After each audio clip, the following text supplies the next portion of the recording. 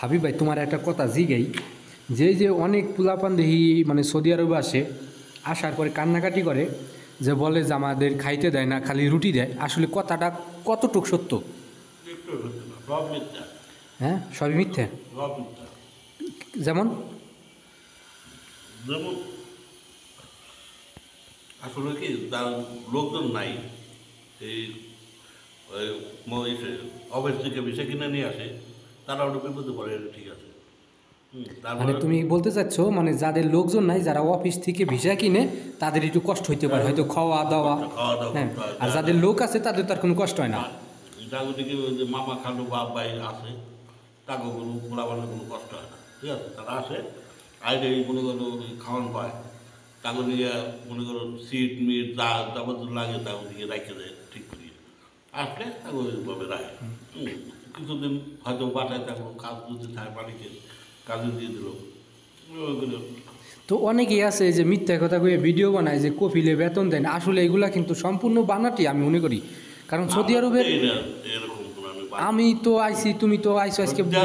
সমস্যা হলো কি যে আনতাম আমি সব ফ্রি বিষয় এখন ফ্রি বলতে কোনো জিনিস নেই।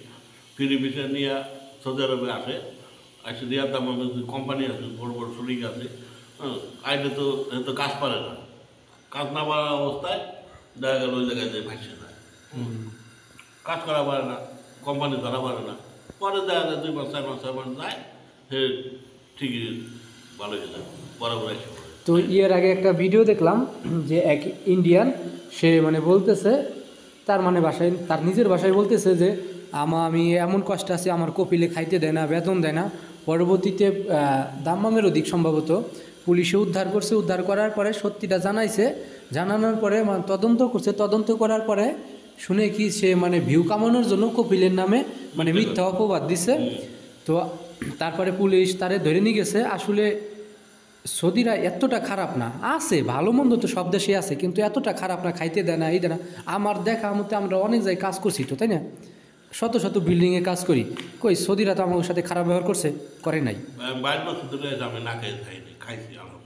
মানে সে মানে হাবিব ভাই 22 বছর ধরে সৌদি আরব আইছে, মানে তখন তো এত বিল্ডিংও ছিল না তাইবে, আজ 22 বছর আগে।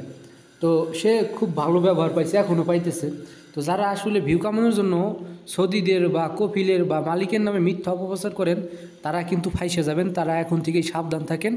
আসলে আপনার একটা মিথ্যা কথার কারণে একটা একটা কপিলের বা একটা সৌদি সমস্যা হবো, এটা কিন্তু করেন না। কারণ সবসময় চাইবেন আপনি আপনার মালিকের সঙ্গে মিল দিয়ে থাকতে এবং ভালোভাবে থাকতে, তাহলেই কিন্তু আপনার মালিক বা সৌদি